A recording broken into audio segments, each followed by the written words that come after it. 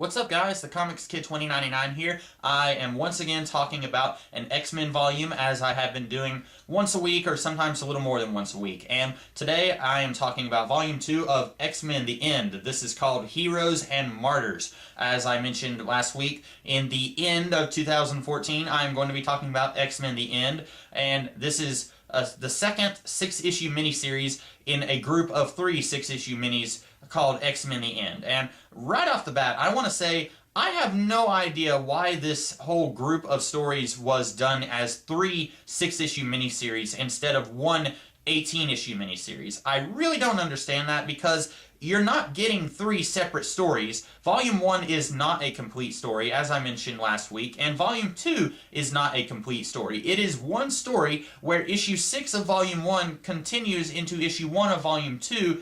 It's one story, so I really don't understand why we have 3 6-issue minis. That makes no sense at all. Also, while we're talking about stuff that makes no sense that's really minor, I don't understand the naming of these storylines. Dreamers and Demons sounds really cool, but if you read Volume 1, who is the Dreamer? I would say the only character in all of the X-Men who's maybe a Dreamer would probably be Irene Merriweather. No, not Irene Merriweather, Irene Adler. Irene Adler is probably the only Dreamer character, and she's not even in X-Men The End. Her diaries briefly feature, but she's not in the stories. And who's a demon? I don't know of any characters in this who would be classified as a demon. Maybe Mr. Sinister, maybe the Brood, but it's really just a nonsense name for the title that makes no sense. There's no reason at all why they would call it that. The same here. Who would you call the hero? Who would you call the martyr? There's, of course, a lot of heroes in this. All of the X-Men, they're heroes in one way or another. None of the characters are martyrs. None of them really die for what they're fighting for. There's a character in this story who dies, but she's not a martyr. A martyr is a very specific thing, and the character who dies is not a martyr. So, again, it really makes no sense why they would call this Heroes and Martyrs. Again, it's one of those things, I feel like they just kind of threw some words on the book and said, that's a cool title, we'll just call it that, even though it doesn't really have anything to do with the story here. Getting on to the actual story, basically Volume 2 is just the characters reacting to what happened in Volume 1, and that's basically it. The story, over the course of this big 18-issue epic, I feel like it's actually not nearly as confusing and complicated as I thought it might be when I was reading Volume 1. Basically, you have the Shi'ar Empire. They are sending Skrulls to go and kill the X-Men. They have been ordered to do so by Deathbird's associate, not Deathbird. Deathbird is actually technically supposed to be in charge of the Shi'ar Empire, but she has been captured by her sister, who is now crazy, Lilandra, and Lilandra is technically in charge of the Shi'ar, but then her advisor has sent all of these Skrulls to go and kill the X-Men, and that's basically the story here. And then Mr. Sinister, he's kind of doing his own little thing in reaction to the Skrulls going out and killing all these X-Men. He's kidnapping different characters who we find out are all his, genetically speaking, they are all his grandchildren, and he's kidnapping all of them. I don't really know what he intends to do once he's kidnapped them. That doesn't ever really come into play. He says that everyone he has not kidnapped is going to die, but he doesn't really explain how the people he has kidnapped are safe. And basically, you've got characters, they're reacting against the Skrulls. They're fighting these Skrulls that they see, and they're fighting them. And that's basically the plot, the A story, if you will. And then you've got some of these other characters, they fight and kill Mr. Sinister at the end. And that's basically the story. At the very end, Mr. Sinister kills Rogue, and that's kind of all that happens. You've also got this B story of Kitty Pryde running for mayor, and under the best of conditions, I do not care about Kitty Pryde. She is a character that you can tell when you go back and read the X-Men comics from the 80s that Chris Claremont really loved Kitty Pryde, and I do not like Kitty Pryde. I can't stand the character. She's a character who Claremont really tried to make her be much more important than what she actually is, and as the years went by, he made her even more so important, and I never could latch onto her as a character, and that's under the best of conditions. Here, you've got an actual important story going on where the X-Men are involved in a galactic war for their lives, and somehow Chris Claremont thinks that an election to see who is going to be the mayor of Chicago is somehow important when all of that is going on. And let me tell you, I do not care about who is going to be the mayor of Chicago when you've got these aliens trying to kill all of the X-Men all over the planet.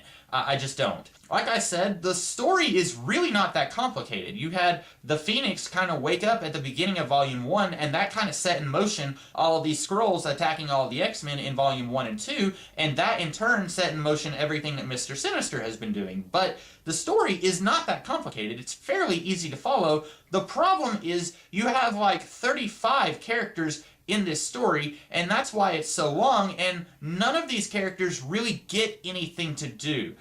Rogue wasn't really that important in Volume 1, and for the first half of Volume 2, she's really not that important. She goes and she rescues her kids and Scott and Emma's kids, and then she dies rescuing them. That's really all she does in the 12 issues that I've read so far. That's kind of a big moment for her character, and it would feel a lot more important if this series was focused on like 6 or 7 characters instead of every single X-Men character that's ever been introduced as of 2004. And that's kind of a problem when you're doing a story called X-Men The End. You want it to feel like a big, huge, the be-all, end-all X-Men story to end all X-Men stories. You want it to feel like a really epic conclusion to the X-Men world, but the problem is when you try and include every single X-Men character who's been introduced in the 40 years before this story started, none of those characters are going to get to do anything because they are all trying to take up screen time from each other, and therefore, since they're all taking up screen time, none of them can really do anything important. And that's kind of my problem with Volume 2, and really that was my problem with Volume 1. Although, I do think Volume 2 is a little bit better than Volume 1. It feels a little bit more focused than Volume 1, because Volume 1, a lot of that was just all of the characters kind of coming together slowly over 6 issues. At least here, most of the characters are already together, and they're kind of doing stuff. They're reacting to what happened to them in Volume 1, and we're getting to see them do stuff. Still, not a whole lot happens for 6 issues, and definitely not a whole lot happens when you consider that I'm currently 2/3 of the way through this entire story, but I feel like more happens here than what happened in Volume 1, or at least I feel like it's more focused. It's a little bit more, we can kind of tell which direction the story is going in this volume than we could in Volume 1. Ultimately, do I recommend this? No, I still don't. If you didn't like Volume 1, you're probably not going to like Volume 2. You might like it a little better. If you did like Volume 1, you may like Volume 2. If you haven't read Volume 1, I definitely don't recommend that you read this. Don't read any of X-Men in the End. If you didn't want to read Volume 1, don't read this. I'm just going to assume you don't want to read Volume 3, even though I haven't read Volume 3 yet. Basically, I don't recommend this. It's marginally better than Volume 1, but that's not saying a whole lot because Volume 1 was really not that good. Reading this, I'm really regretting reading this. I'm definitely regretting buying it. Usually, whenever I do my reviews throughout the week, I will read whatever I'm going to be reviewing for that week the week before, and then I will film all of my videos at the beginning of the week and edit them and schedule them. I didn't read this until today because I was dreading it that much. I really didn't want to read this, and finally, I forced myself to do it because I knew that I needed to do a video on it. That's how much I really didn't want to read this, and ultimately, it wasn't as bad as I thought it would be. It's not as bad as Volume 1, but it's really not good. It's not enjoyable. I'm not looking forward to Volume 3. The only thing that I'm looking forward to with Volume 3 is being done with it so that I never have to read X-Men The End again, because this is really garbage. All of it is just not good. I've read better things from Chris Claremont. He is capable of doing better stuff. Even in the 2000s, around this time, he was capable of doing better stuff than he's doing here. This is just not very good. And that's all I have to say here. I hope that you guys enjoyed this video. I got another video coming up tomorrow, and then I am not doing a video on Christmas Day. You can spend that day with your family, hang out with those guys. Even if you don't celebrate Christmas, even if you don't do that, still you can celebrate, just hang out with your family. Do something in the time that you would have spent watching one of my videos. And then at the end of the week, I will be doing a review of an episode of Batman Beyond. So after Christmas, my videos will be back on schedule. So I will see you guys tomorrow and then again at the end of this week. So I'll catch you guys then. Have a great rest of the day.